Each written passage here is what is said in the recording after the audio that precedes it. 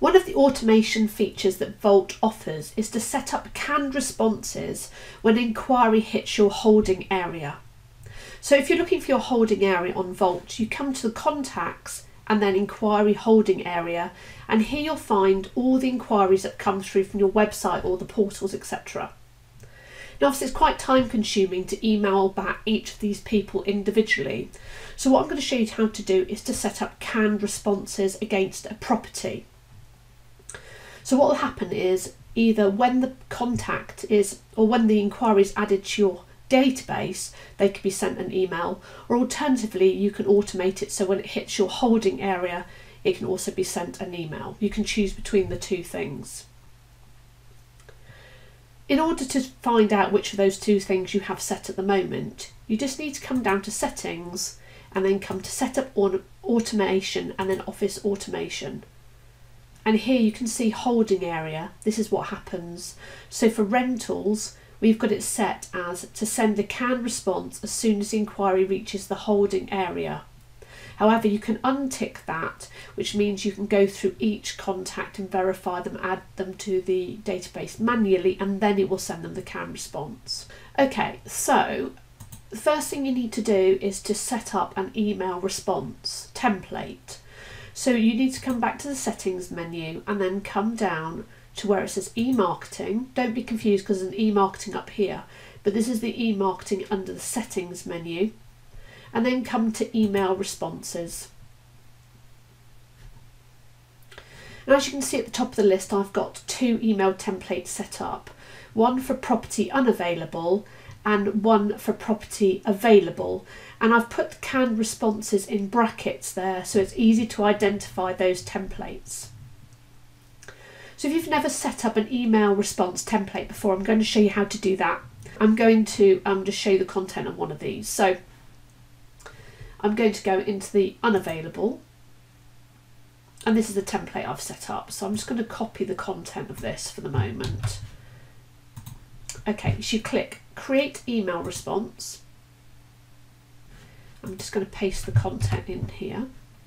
You give it a template name, and you'll need this to be able to identify the template. And then I'm going to give it a subject line, but this doesn't actually pull through in this case on the canned responses, so you will have to enter this again. And then you can choose who can see this template, so anyone in your office or just maybe the lettings team.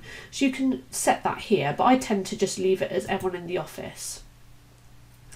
So this is obviously the contents of the email, and you can use merge fields if you wish to.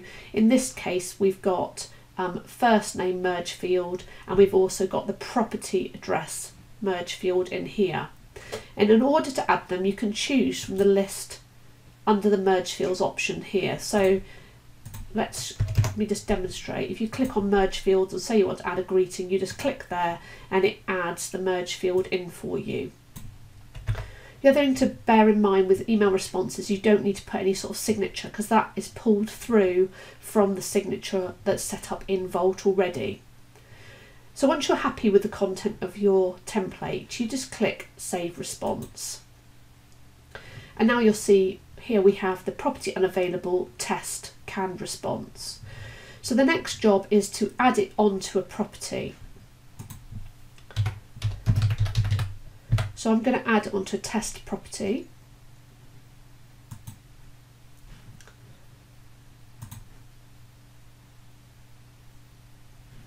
So here you'll see you're in the property tab. There is a tab called emailed canned responses on the end of the property. And you can see that there's no templates been added for this property.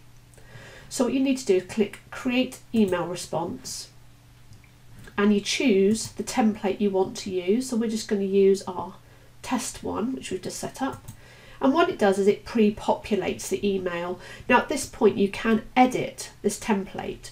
So if you want to use the template as a starting point and then customize it for the property, for example, you've got the opportunity to do that here. What this will do by editing at this point is it will not change the original template.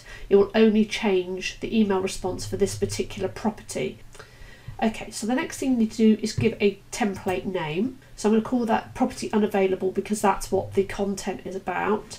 And then a subject line.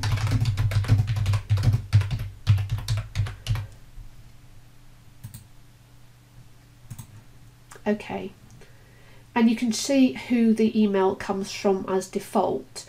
And so what I've done is within my Vault, I've set up a separate account called Lettings Team. So what I can do is this email will not come from one individual, it will come out from the team by changing that there. Or it might be one person you always want the inquiries to go to, you can just change their name from there. So here's the content. I'm quite happy with the content of that. I'm going to click Save Response.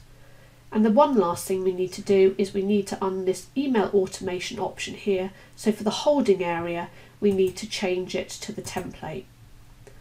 What I think is quite good practice to do is maybe set up 2 templates, for one for property available and one for property unavailable, and maybe set them up at the same time.